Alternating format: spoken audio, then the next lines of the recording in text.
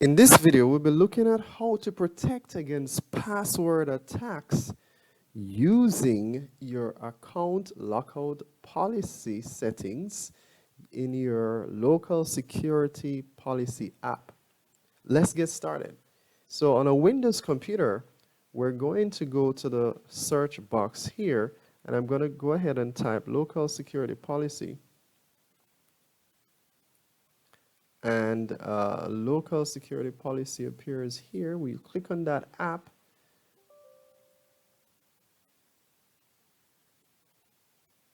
All right, so here we go. And you can see here we have account policies. We'll click on expand that.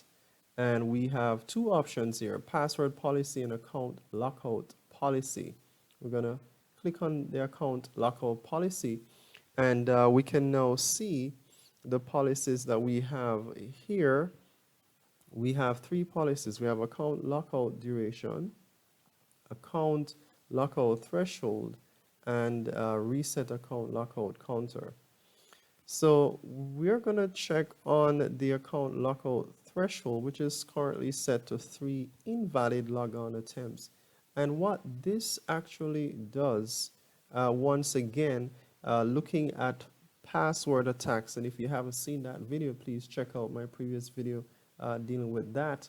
In terms of an introduction to cybersecurity, you'll be able to see what different tools that cyber criminals use to try to get access to your computer, and password attacks are one of those. Now, this is one way that you could minimize potential attackers trying to get access or to be able to log into your account. So one of the things that you want to be mindful of is that usually these settings are configured within a working environment by a IT administrator.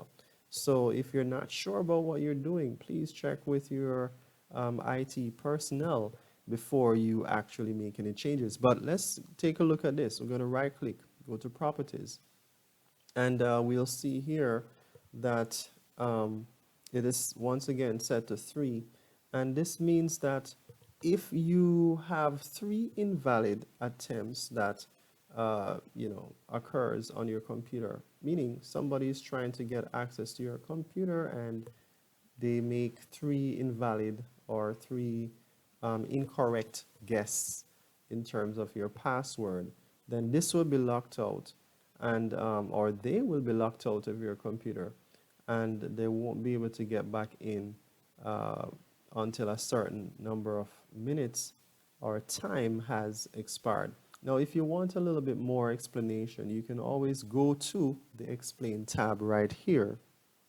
and this will give you a bit more information as to how this policy works. All right, currently 3, and that's good enough. Let's go to the lockout duration policy here. Currently set to 10 minutes. Let's right click, go to properties to see some more about that. But essentially what this does, it will lock you out of your computer, or lock the person who is trying to get access to your computer from your computer at least for 10 minutes. All right. So if you want to, you could set this for a longer period. If we go to the explain option here, we can get a chance to see additional information related to the number of minutes, and notice that the range that we have here is from 0 through to 99,999 minutes. It's a long time. So you can choose. On a more practical note, it's possible for you to lock yourself out of your computer too. It happens. So you probably don't want to set this to a very long duration. Another policy to check out is the reset account lockout counter. So this actually works in conjunction with the lockout duration. Notice that currently they are set to be the same, because this has to be less than or equal to that period of time. And how this works, let's take a closer look. Right click, properties. How this works is that the computer will start what we call a counter. So we'll start counting the number of minutes that will expire once you have one login attempt.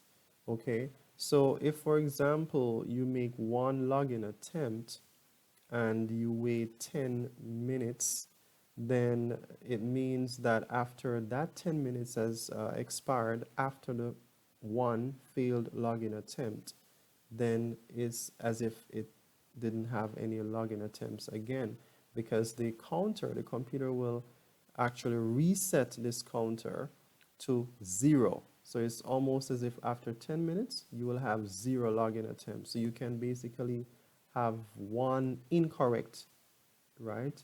You are allowed to have one incorrect login attempt every 10 minutes, right? So that's how this works, all right?